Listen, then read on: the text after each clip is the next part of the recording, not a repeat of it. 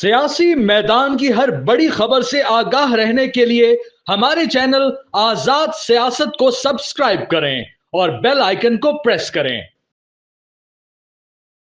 Army chief general Asim Munir کا یہ بیان کہ حالیہ جنگ میں فتح جو ہے یہ دراصل پوری قوم کی فتح ہے اور قوم میں اتحاد رہا، اور یہ کہ میڈیا نے بڑھ چڑھ کے ساتھ دیا، یہ آرمی چیف کا ظاہر ہے کہ ایک بڑا پن ہے کہ خوشی کے موقع پہ تمام قوم کو ساتھ لے کر چلنا، تمام قوم کو اس کا کریڈٹ دینا، اور میڈیا خاص طور پہ سوشل میڈیا کے وہ لوگ جو دنیا بھر میں پھیلے ہوئے تھے پاکستانی، اور وہ دن رات جٹے رہے پاکستان کا بیانیہ بڑھانے میں، اور ظاہر ہے کہ ان کی ایک حوصلہ افزائی ہوئی اور ان کی ریکگنیشن ہوئی، ایکنالجمنٹ ہوئی آرمی چیف کی طرف سے، یہ بہت ظاہر ہے کہ اچھی بات ہے۔ اور دوسرا جو اس میں مثبت پہلو ہے وہ یہ ہے کہ صرف چند ہفتے قبل، یعنی پہلگام کے واقعے سے پہلے، اسٹیبلشمنٹ اور عوام کے درمیان جو خلیج جتنی گہری اور جتنی وسیع ہو چکی تھی، یہ سمجھ سے باہر ہو چکا تھا کہ اب یہ نارمل کیسے ہوگی، واپس کیسے آئے گی، لیکن اس جنگ نے وہ موقع دے دیا اور وہ خلیج حیرت انگیز طور پہ پر ہوئی، خاص طور پہ اوورسیز پاکستانیز جن کا زیادہ ناراض تھے، وہ بھی ظاہر ہے کہ اس موقع پر اپنے ملک کے ساتھ کھڑے ہوئے، فوج کے ساتھ کھڑے ہوئے۔ اب کمال یہ ہے، وہ تو جو ہونا تھا ہو گیا اور اللہ کا شکر ہے پاکستان نے فتح پائی۔ اب کمال یہ ہے کہ یہ جو مومنٹ آف گلوری ہے، اس کا فائدہ اٹھاتے ہوئے قوم کو پھر اتحاد کی جانب لے کر آیا جائے، اور اس خوشی میں تمام سیاسی جماعتوں کو شریک کیا جائے، اور یہ جو خلیج پہلے آ گئی تھی اس کو دوبارہ موقع نہ دیا جائے کہ یہ دوبارہ بنے۔ دیکھیے، ہم وہ لوگ ہیں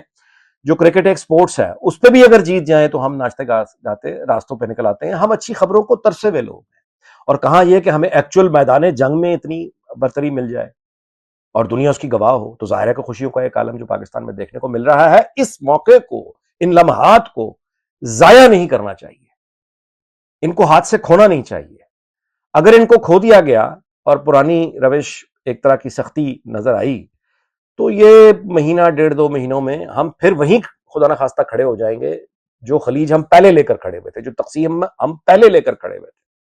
تو یہ پوری کوشش ہونی چاہیے، وہ حکومت ہے، وہ اسٹیبلشمنٹ ہے، وہ ون پیج کا جو بھی یہ نظام ہے،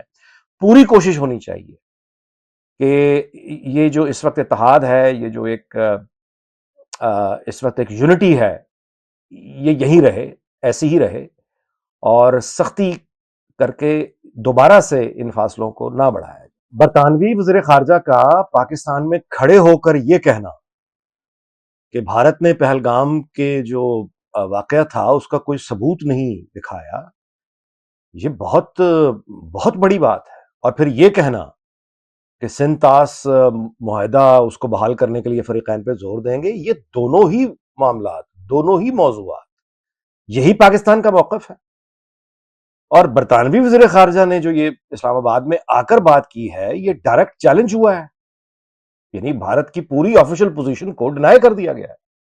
اور پاکستان کی ایک آفیشل پوزیشن جو دنیا میں، اس کے ساتھ برطانیہ کھڑا ہو گیا ہے۔ اور یہ اس لیے بھی بہت اہم ہے یہ بات نوٹ کرنا کہ ابھی برطانیہ اور بھارت کی ایک ٹریڈ ڈیل فائنل ہوئی ہے، اس کے باوجود برطانیہ کا ساتھ دینا پاکستان کا، یہ صرف اخلاقی فتح نہیں ہے۔ اخلاقی فتح تو ہم یعنی بہت سن چکے، اصل میں یہ ثابت کرتا ہے کہ جب آپ میدان جنگ میں اپنی طاقت کو ثابت کر دیتے ہیں اور فتح حاصل کرتے ہیں جس کی دنیا گواہ ہوتی ہے، تو پھر وہ جو میدان جنگ کی فتح ہے، اس فتح کے پیچھے پھر اخلاقی فتح بھی آ جاتی ہے، باقی فتوحات بھی آ جاتی ہیں، دنیا آپ کے ساتھ کھڑی ہو جاتی ہے کیونکہ دنیا طاقتور کے ساتھ ہے۔ یہ بہت بڑی پاکستان کی جو فتح اس کو جنگ میں ملی ہے، بھارت سے جو برتری کا ایک موقع ملا ہے، اس کے بعد دنیا جو ہے وہ پاکستان کے ساتھ ہے۔ اور اس موقع پر خاص طور پہ پاکستان کے جو ڈپٹی وزیر اعظم ہیں، وزیر خارجہ اسحاق ڈار صاحب، ان کا ہارڈ ورک، ان کو مبارکباد، شہباز شریف کو مبارکباد۔ اور میدان جنگ کی فتح وہ تو ظاہر ہے عسکری قیادت کا کریڈٹ ہے، وہ ان سے کوئی لے بھی نہیں سکتا، اور ایسا جو لوگ کوشش کر رہے ہیں وہ اپنا مذاق اڑوا رہے ہیں۔ تو یہ اسی کو ٹیم ورک کہتے ہیں، یعنی یہ کہ عسکری جو قیادت ہے میدان جنگ میں وہاں فتح ہو گئی،